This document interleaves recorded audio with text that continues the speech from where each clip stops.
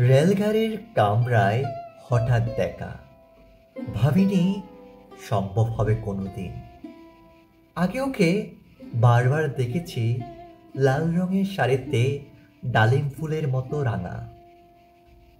আজ পরেছে কালো রেশমের কাপড়, আঁচল তুলেছে মাথায়, দোলন চাপার মতো চিকন গোর মুখখানি ঘিরে মনে হলো কালো রঙের একটা গভীর দূরত্ব গনিয়ে নিয়েছে নিজের চারদিকে, যে দূরত্ব শস্যক্ষেতের শেষ সীমানায় শালবনের নীলাঞ্জনে।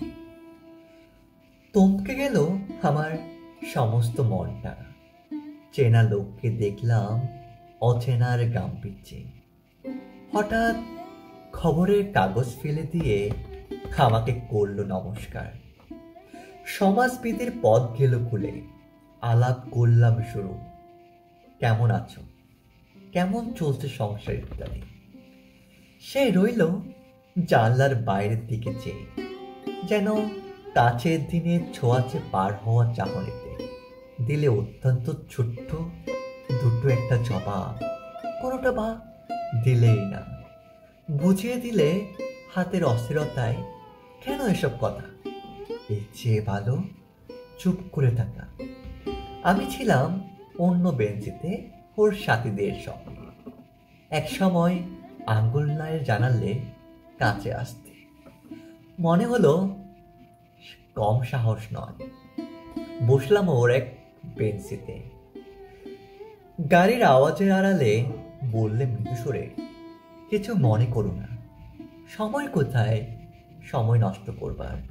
আমাকে নামতে হবে পরের স্টেশনে। দূরে যাবে তুমি, দেখা হবে না আর আমাদের কোনোদিন। তাই যে প্রশ্নটার জবাব এতদিন থেমে আছে, শুনবো তোমার মুখে। সত্য করে বলবে তো? আমি বললাম, বলবো।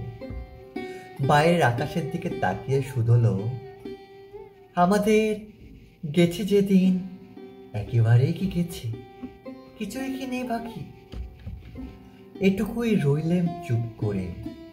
তারপর বললেন, রাতের সব তারাই আছে দিনের আলোর গভীরে। খটকা লাগলো, কি জানি বানিয়ে বললেন নাকি। ও বলল, থাক এখন যাও ওদিকে। সবাই নেমে গেল পরের স্টেশনে, আর আমি চললাম একা। আমি চললাম একা অদূর গন্তব্যে। ধন্যবাদ।